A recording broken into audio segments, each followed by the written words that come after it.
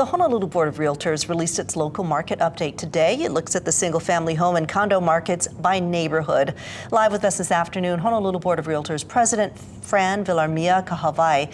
Hi, Fran. Hi. So, is this exciting news? Can you tell us more about what the report says and what's happening on Oahu's real estate market? It is exciting news. Compared to January, February, our closed sales was up a little bit, but compared to 1 year ago, we're down 28% for single-family homes and about 33% for condos. Okay, so tell us about sale closings.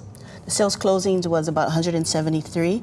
Important to note is the price range between 700 and 900,000 for single-family homes. There was about 49 closings, which is a big chunk of that closings for single-family.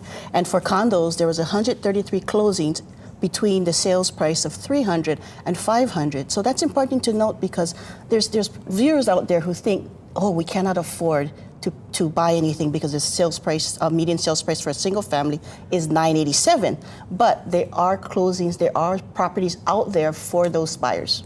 Okay, but the median sales price for a single family home in Makiki Mo'iliili did jump 265%. What is that about? That was an anomaly. So when you look at that, you think, oh my God, how can anybody afford to buy in that neighborhood? But there was a closing, the Spalding House, which was the Honolulu Museum of Art's location, that closed for 8.3, and there was one other closing at 3.1. So when you take the median of those two properties, it's 5.7, and thus the 265% increase in that median sales price. Okay, so we don't have to feel very upset because that does seem like a lot.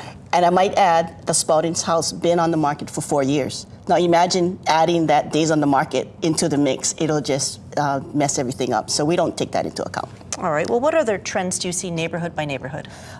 Interestingly, our days on the market increased to 47 days on the market for single-family homes in February. However, in the Pearl City IA area, it was just 10 days on the market. So that tells you that there's people looking in that specific area and grabbing up those properties as soon as they get on the market. Okay, so Pearl City, Aiea, a hot place. What about Everplain? What's happening there? Everplain's too, there's an increase in listings out there. So, if you're looking for something to buy, those would be the places, Ever would be a place you want to look because there's more units on the market and they're staying on the market longer.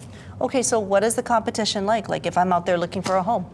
Depending on what you're looking for. So number one, what can you afford? Because I don't want to show you a neighborhood where you cannot afford.